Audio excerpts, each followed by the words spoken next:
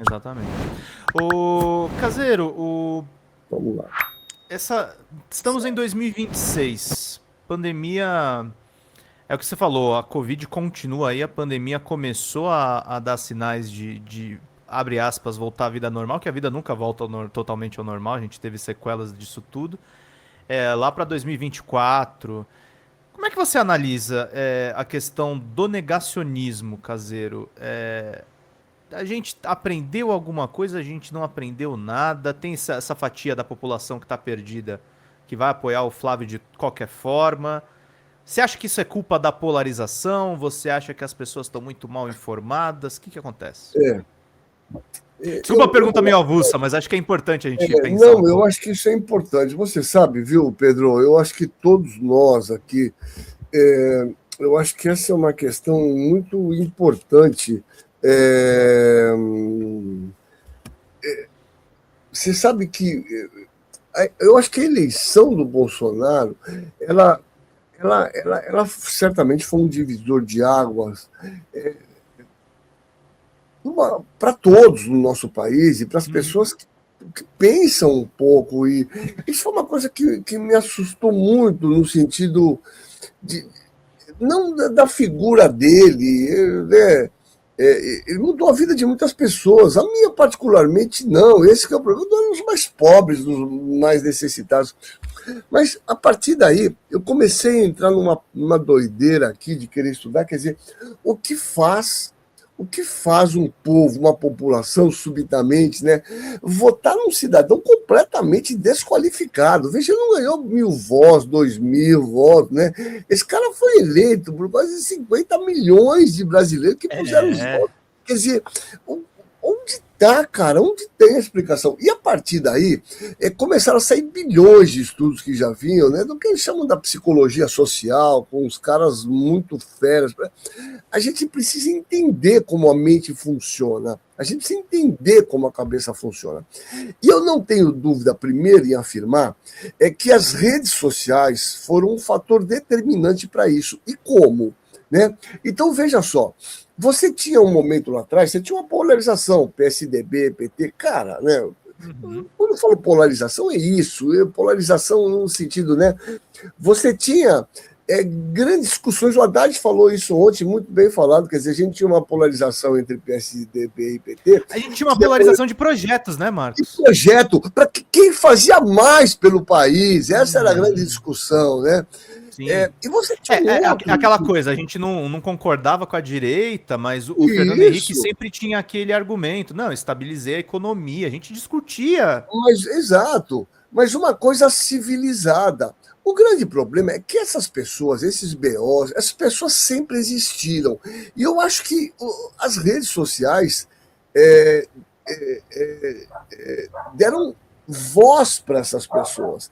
Então, esse idiota, esse misógino, esse racista, esses caras sempre existiram. Bom, Bolsonaro sempre existiu. Ele tinha espaço nesses programas absolutamente Uhum, insignificantes, né? Para falar aquele uhum. bando de ria, né? Eu não disturbo você porque você é muito feia. As pessoas achavam Uhum. isso engraçado. Tal. E aí, de repente, eles conseguiam amplificar essa ideia, né? E essa ideia vai simplificando. Como um cara pôs, é certo votar no ladrão, como pôs um cara aqui no chat, né? É isso. Você põe lá, é certo votar no ladrão. E veja, a pergunta que tem que fazer é o que o Lula roubou, tem que mostrar. Eu tenho um livro aqui da Juliana Del Piva, eu mostro para você como um cara e uma família que são O Bolsonaro gabarita, né? de vagabundo que nunca trabalhou, tem 150 imóveis. 150 imóveis. Está lá. Tem os registros. Tem um livro aqui da Juliana Del Piva. Comprem. Tá aí.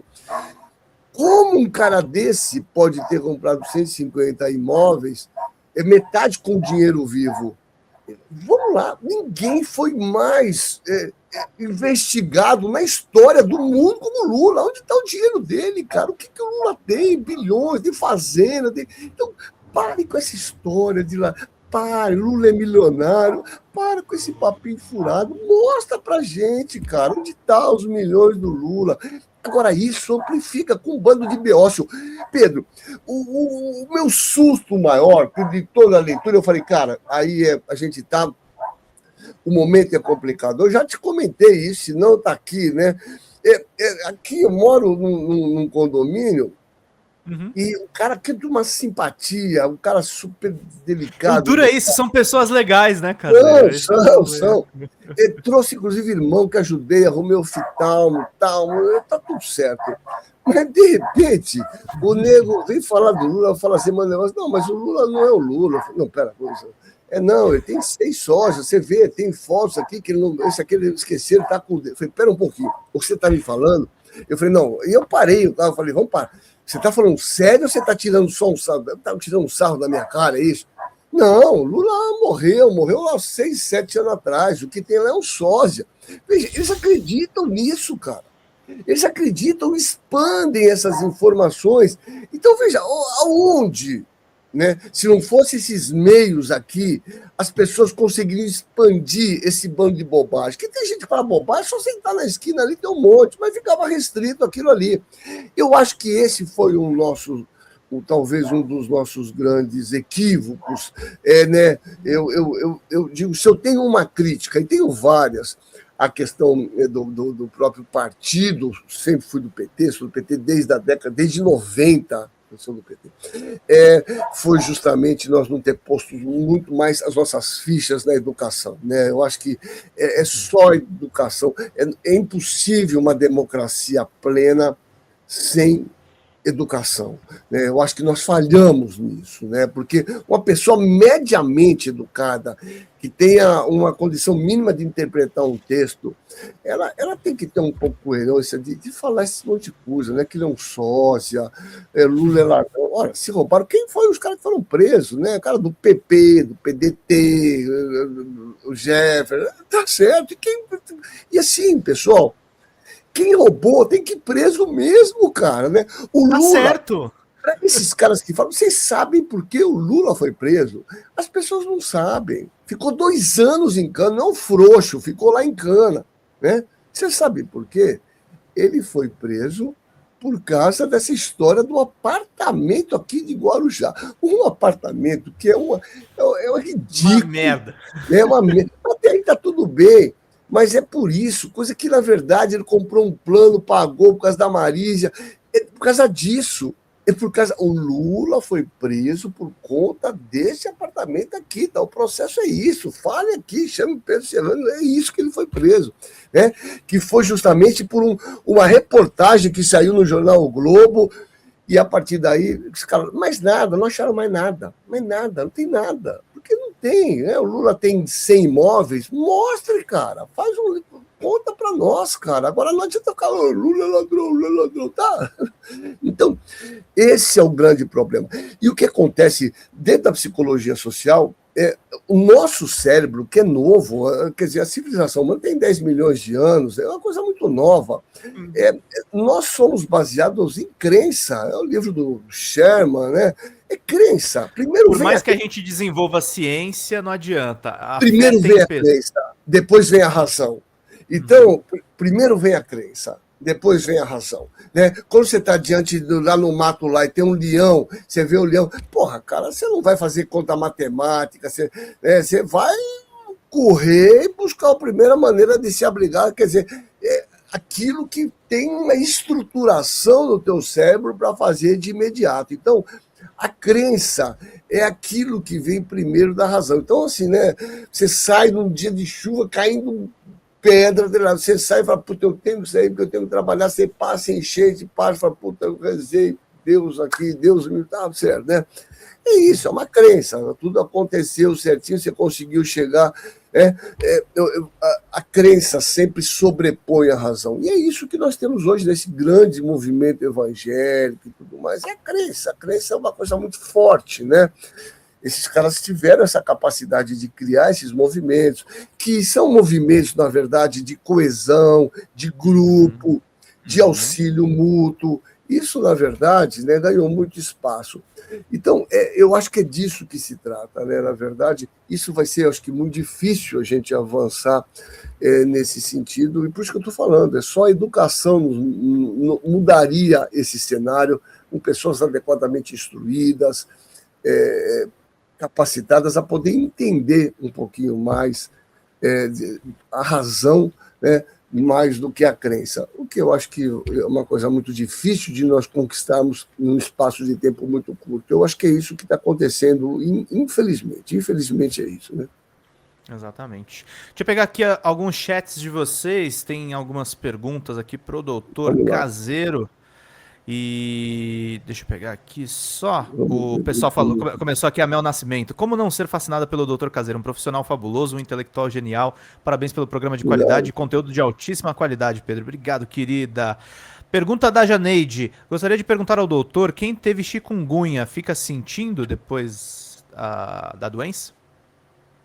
Porra, legal, Janeiro. Você sabe que o chikungunya, eu fiz um negócio aqui, eu acho que eu não era assinante desse canal primeiro, então estou fazendo um apelo para todos vocês, estou me tornando membro agora Obrigado, aqui. doutor Marcos. Eu peço desculpa de não ser membro antes aqui. Imagina, não, a gente é mais novinho.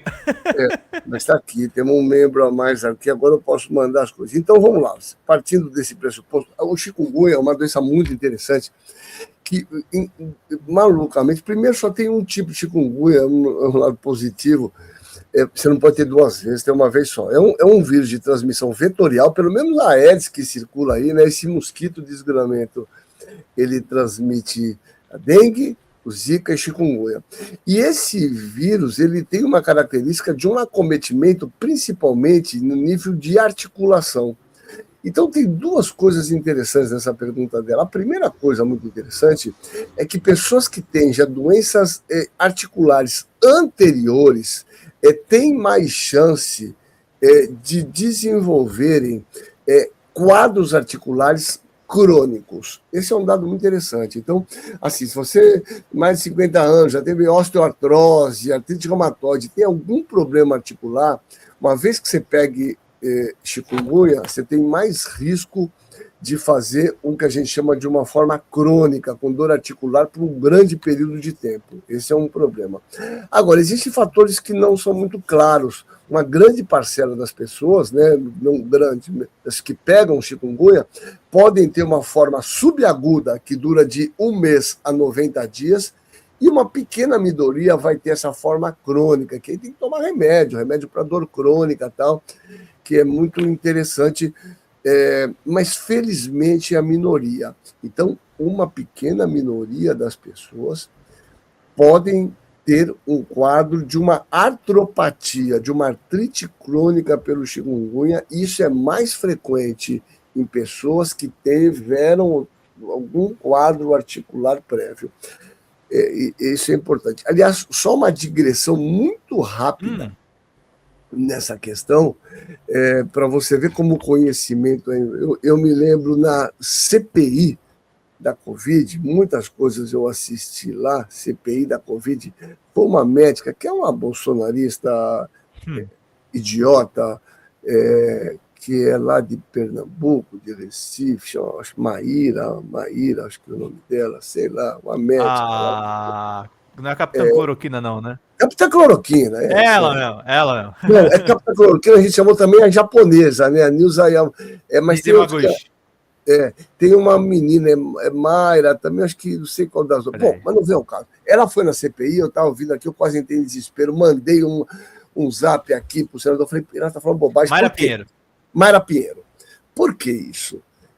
Porque na fase crônica da dor articular da chikungunya, o que é a fase crônica? É o cara que permanece com dor por mais de 90 dias. Depois já curado da doença. Depois já curado.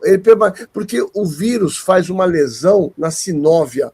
Sinóvia é uma estrutura que produz o líquido sinovial, a articulação, né? O líquido das articulações sinoviais.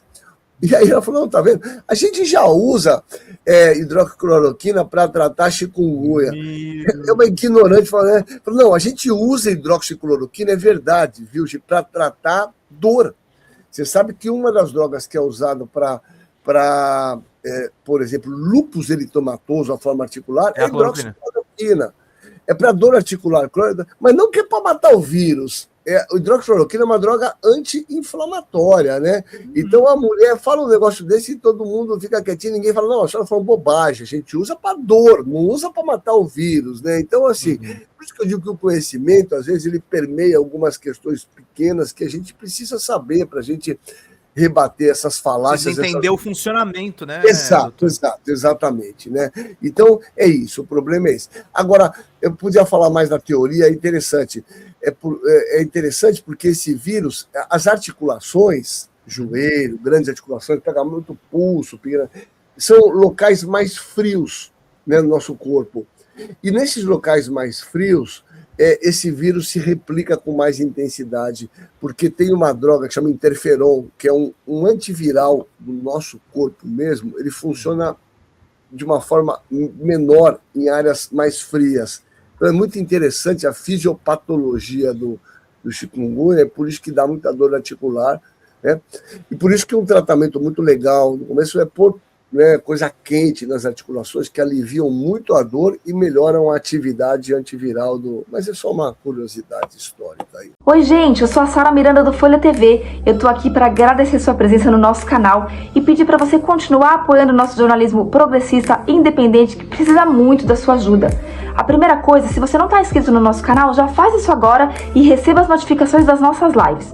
Além disso, você pode acompanhar toda a nossa programação durante a semana. Também tem outras formas de você continuar nos apoiando financeiramente. Uma delas é pelo Pix, folhademocrata@gmail.com. Também temos o apoia-se/Folha TV, onde você faz contribuições mensais e recorrentes e nos ajuda muito. Além disso, você pode se tornar membro do nosso canal. Clica lá no YouTube em tornar-se membro, veja qual é o pacote que melhor cabe no seu bolso e fique mais pertinho da gente, inclusive em grupo de WhatsApp com toda a nossa equipe com quem você pode interagir. Apoiar um canal progressista também é uma forma de militância. Então fica aqui com a gente, apoia o Folha TV, eu te vejo nas próximas lives. Beijo, até mais!